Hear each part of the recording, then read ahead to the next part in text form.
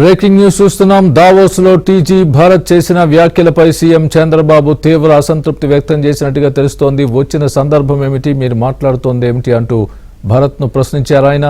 CM Chandrababu భవిష్యత్తులో ఇటువంటి వ్యాఖ్యలు చేయవద్దని ఆదేశాలు కూడా జారీ చేశారు.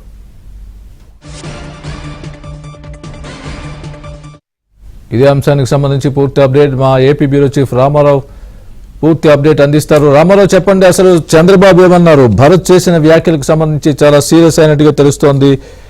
దానికి కారణాలు ఏం కనిపిస్తున్నాయి? భరత్ చేసిన అందరూ చేస్తున్నట్టుగా భరత్ కూడా చేశారు. దీనికి అంత సీరియస్ అవ్వడానికి గల కారణాలు ఏం కనిపిస్తున్నాయి? స్వామి, దావోస్ లో మంత్రి టీజీ భరత్ చేసిన వ్యాఖ్యలపై ముఖ్యమంత్రి చంద్రబాబు నాయుడు తీవ్ర అసంతృప్తి వ్యక్తం చేశారు. సమావేశం అయిపోయిన వెంటనే భరత్ వ్యాఖ్యలపై ముఖ్యమంత్రి భరత్ ని తన రూముకు పిలిపించి సీరియస్ అయ్యారు.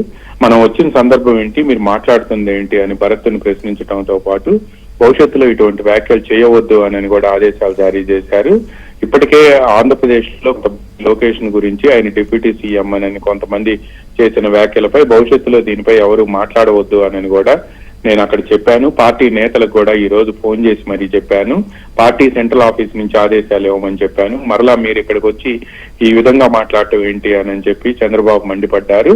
అక్కడ టీజీ భరత్ తెలుగు పారిశ్రామికవేత్తలతో, తెలుగు వాళ్లతో కూడా మీట్ అండ్ గ్రీట్ కార్యక్రమంలో దావోస్ లో పాల్గొన్నారు.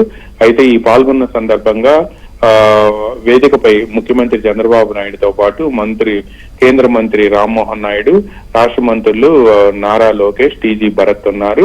భరత్ మాట్లాడుతూ ఎవరన్నా కాదన్నా భవిష్యత్తులో కాబోయే సీఎం లోకేష్ అని చెప్పి ఆయన డైనమిక్ లీడర్ అని చెప్పి కూడా పైగా ఆయన స్టాన్ఫర్డ్ లో చదువుకున్నాడు అని ఇటువంటి వ్యాఖ్యలు చేశారు.